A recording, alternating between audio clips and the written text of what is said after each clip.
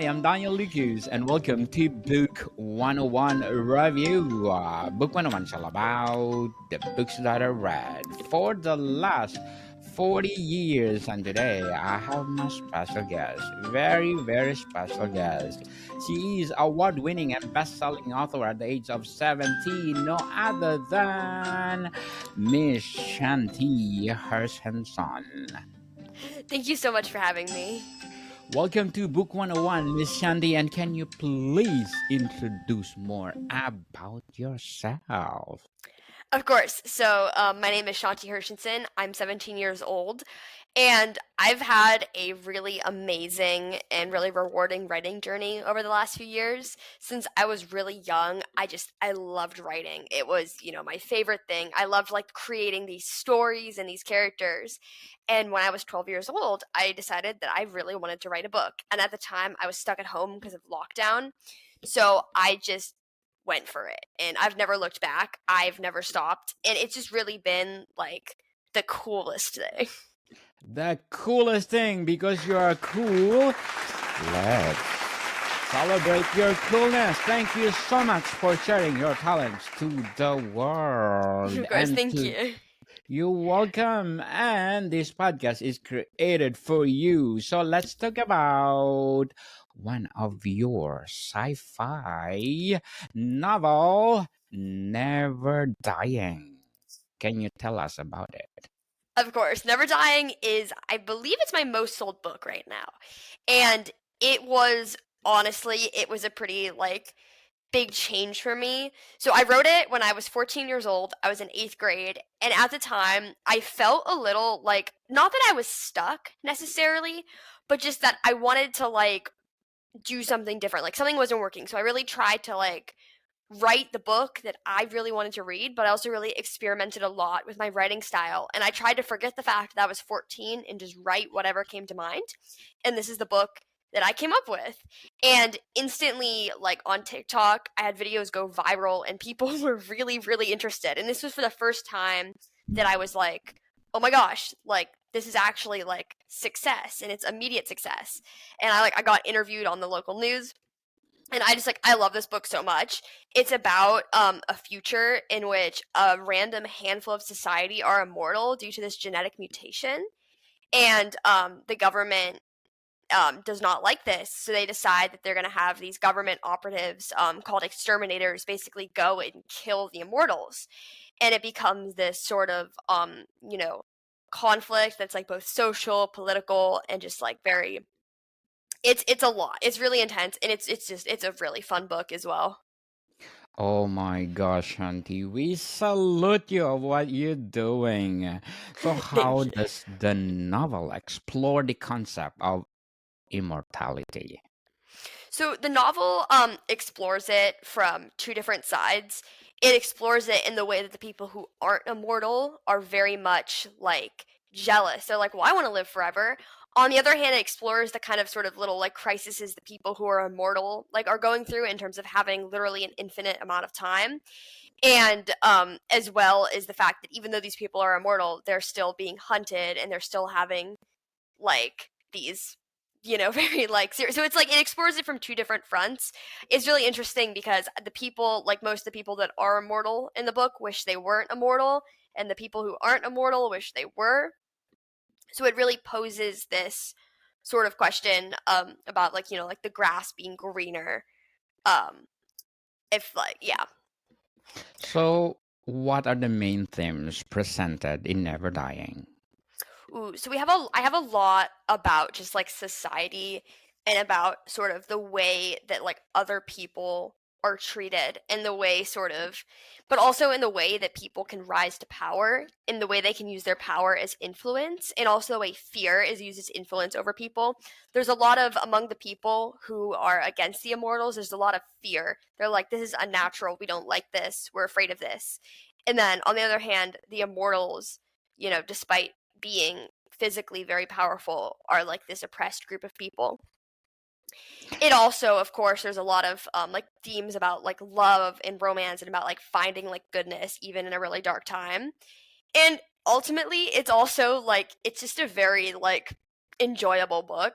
Like, I reread it sometimes and I'm like, oh, this is kind of funny. Like, there are some good moments of like humor in it. There's some really intense moments, there's some sad moments, but it's also like it has that sort of like young adult sort of almost, I don't want to say fun because obviously like the plot of the book's not fun, but it has that sort of like fun feel to it as well.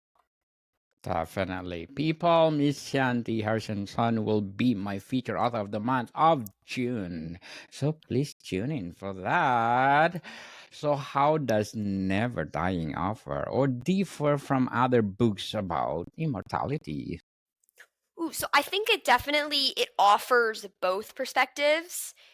It also it poses a sort of a different perspective where a lot of books featuring characters who are mortal or are about immortality have these characters who are really like both, physically strong and emotionally strong and powerful and like ethereal. And the immortals in this book are actually just normal people who happen to have this genetic mutation. And well, in a lot of literature, immortals are these like very like kind of, they're at the top of the food chain. The immortals in this book are forced to the bottom. Interesting. What moral or ethical dilemmas do the characters face regarding never dying? Ooh, so one thing I can think of is there's a character, he's the one on the cover, Kane Hawkins, and Mm, he starts his out, he's an exterminator, and he believes that he's like, okay, this is right, I'm saving the world by killing immortals. And he doesn't think much of it. He's like, this is what he's meant for. And then he finds out that he himself is an immortal. So there's a bit of this like question of he's like, wait, he's been taught his whole life that this is what's right, and then he finds out that he is the very thing that he's sworn to destroy.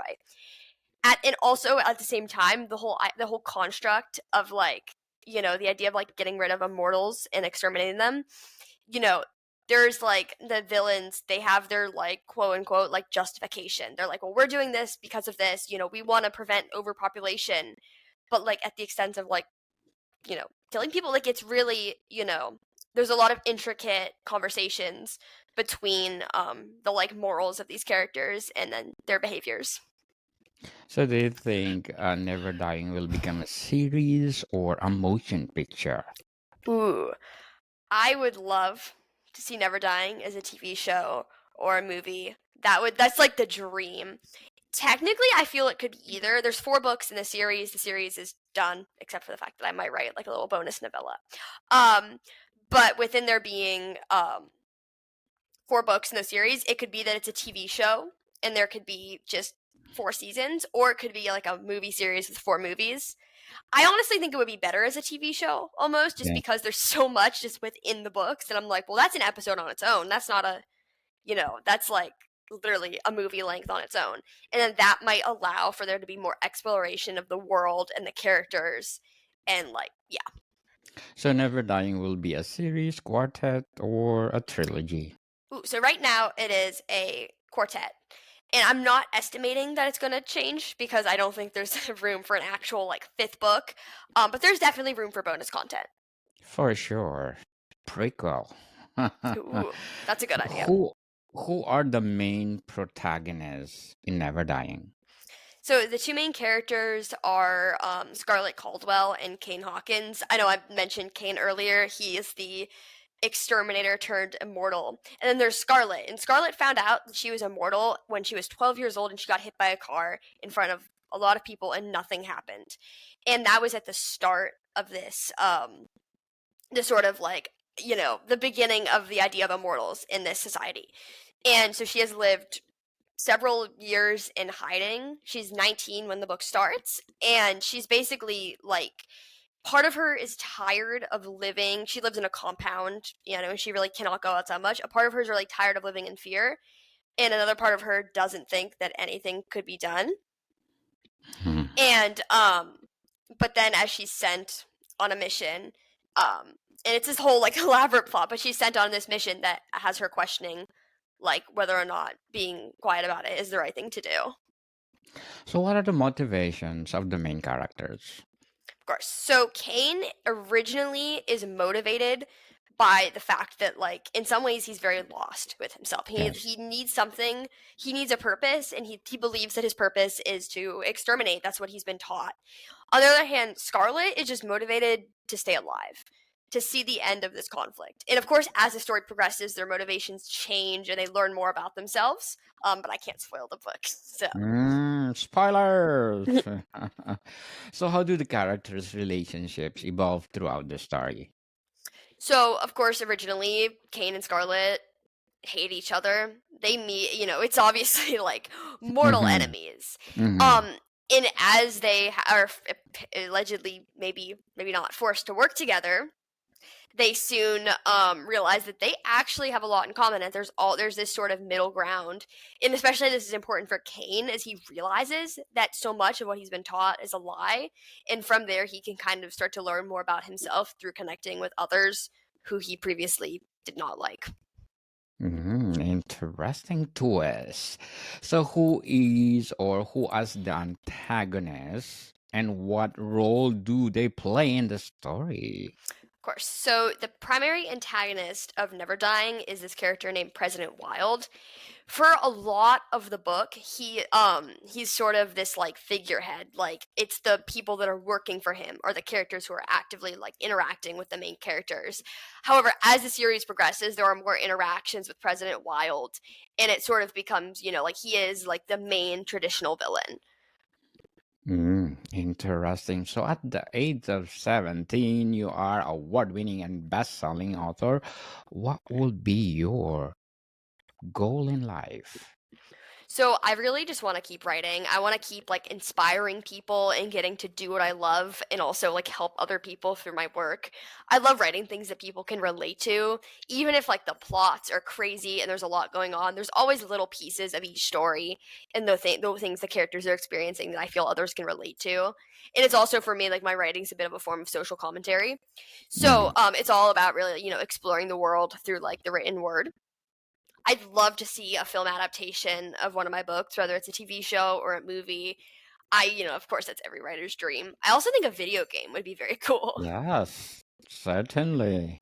So, what would be your advice for those people out there who want to write their stories, novels, or memoir? Of course, my biggest piece of advice, I say it all the time, I should get a t-shirt that just says it at this point, is write every day. And more specifically, if you can, write the same amount every day. That's what allows your brain to really just get into the habit of creating and writing, and soon enough, it just becomes like, that just is like just a part of your daily routine. Like for me, it's like, yep, you know, I eat 3 times a day and I write Hmm, 1,000 words every single day. And it's just like I can't like not do it anymore. And it's also just like I love it so much. And it's like if you can like come up with a story or just start writing something that you love so much that you can't put down, that's how you know it's gonna be a good book. definitely. So, who inspired you to write? Ooh, I have so many inspirations. I think just early on, it was the like children's books I read when I was really, really, really young. And the first time I really experienced that like magic of like, Hmm, I love this book. I could read it 100 times and never get bored. And then once you have like, I feel like anyone that has that connection with a book is gonna at least think about wanting to write their own because like you want to replicate that magic. definitely. Do you think you'll be the next Elon Musk? Ooh, I don't know.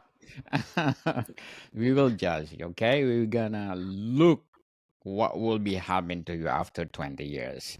So, where does the story take place, and how does the setting affect the narrative of Never Dying? Of course. So Neverdying takes place in Southern California. There are two major cities that are important in Neverdying. It's Los Angeles and San Diego. Um, to be honest, that's the only two places I've ever lived, and I have plenty of books that take place in other places. Just for this one, I was like, I think this should take place in California. I think I don't know. There's something about like a post-apocalyptic version of where I grew up that I'm Yes, like, I really like that, and I think that would be something very interesting to explore. Because then it's like I can put a little piece of myself into it. Definitely like the big city setting of it. Really like adds to the equation. Truly. So, what unique elements of world building does Anthony Ryan incorporate? Ooh, so I do. I'd say world building is definitely in some ways a struggle for me because it's very challenging. But I try to come up with like I just try to sit down, and as I'm writing, I kind of take a pause and I'm like, okay, so I have this setting. So there's like maybe a door over there. Okay, what happens if the characters walk through it? Like where, like even if it's not going to be on the page, what is in this world? What is in the atmosphere? And once I find that I can clearly like envision the world and explore it almost like it's a real place, then that's when I'm like, just in my head, even if it doesn't end up in the story, like that's how I can really world build. Mm, yes, indeed. So, how does the society in Neverdying function with the presence of immortality? So I'd say the society is very torn up. There are definitely a lot of issues. There's sort of an imbalance in power. It's really, it shows like how easily humanity can fall apart. Um, and it's like, in place of traditional law enforcement, there's exterminators. Certainly, because that's what like the government is focused on, whether or not it's an important thing to focus on. What kind of technology or supernatural elements exist in this world? Ooh, so there are a lot of robots and never dying. A lot of things are automated. We have flying cars. Because even though this is a very broken society, they have it's sort of this like almost because it's not like the kind of futuristic where it's like really like clean and like it's kind of this like sort of like grungy like run down version of like the future, but we still have those elements of like robots and flying cars. Yes, And yeah. for sure. So, how does the passage of time impact the world of Neverdying? Ooh, so Neverdying takes place, I believe it's about 20 something years in the future from now. So Mm, there's not like a huge amount of time for all of these like crazy, technological advancements. Yet at the same time, we still have, certain things. Like for example, that we no longer like they've gotten rid of airplanes because instead they just have their own personal flying cars that you can take anywhere. Kind of as I said earlier, again, like a lot of the jobs that humans previously worked are worked by robots. So in some ways, it's also like a commentary of how in some ways it seems like society is going, or how things people are worried about in the future. so, what is the narrative structure of Neverdying? And is it a linear or non-linear? Ooh, good question. Neverdying, unlike some of my other novels, Neverdying is very much linear. It's this continuous story. I have two different point of views. I do Kane and Scarlet, and the chapters are just alternate one after another. It doesn't have many flashback scenes. There are a few in the book, but they're usually incorporated as the characters like dreaming. Interesting. So, how does the pacing of the book affect the readability? Ooh, I say that Neverdying is one of my easiest books to read because it's very fast paced. There is something happens in every chapter. You're constantly on your feet. It's very exciting, and it's like pretty much from like the first chapter you are thrown into the story. There's not a lot of exposition. Rather, the exposition comes as you're reading, and you learn more about their characters through their current experiences. So yeah, it's definitely one of my most readable books. So, who are your inspiration in writing Neverdying? Who in writing Neverdying. So I'm a big Star Wars fan. So I love Star Wars. I love science fiction, and I also I'm interested in like politics and the way that impacts writing and the ideas of like social change. So, if you compare Star Wars and Star Trek, what's the big Ooh, difference? ooh, okay. So between Star Wars and Star Trek, I have not seen Star Trek very much. So I'm like, okay, how do I answer this? So I've only seen a little.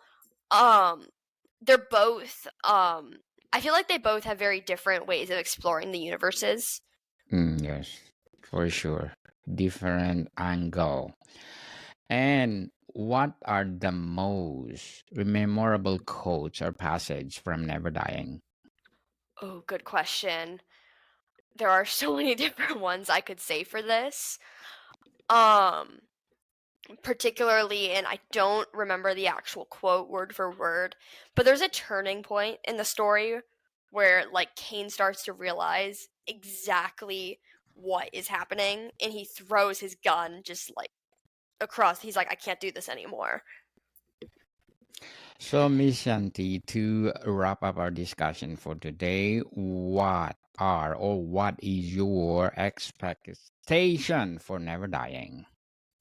Ooh, so my expectations is that hopefully like it'll continue to sell. I'm expecting to do at least a little bit of bonus content cuz even though I finished the series and I was like, okay, I'm done. I'm not because I can't be done with the series. It's been too impactful. And I think there's so much more in this world to explore. Okay, so can you give us a little bit spoiler? One Ooh, spoiler. If you may. If it's not, it's okay. one spoiler. I'm trying to think of like, ooh, what's a good one? There will be a betrayal. Oh, interesting. Miss Shanti Hershenson, at the age of 17, award-winning and best-selling author. Thank you so much for sharing your talents to the world. And can you please invite our listeners to support all your books? Of course, if you want to find my books, you can find them on Amazon or anywhere you buy books online. And you can find me on my social medias. And yeah. Yes, people, let's support Miss Shanti Hershenson, because if you support her, more empowering novels to come.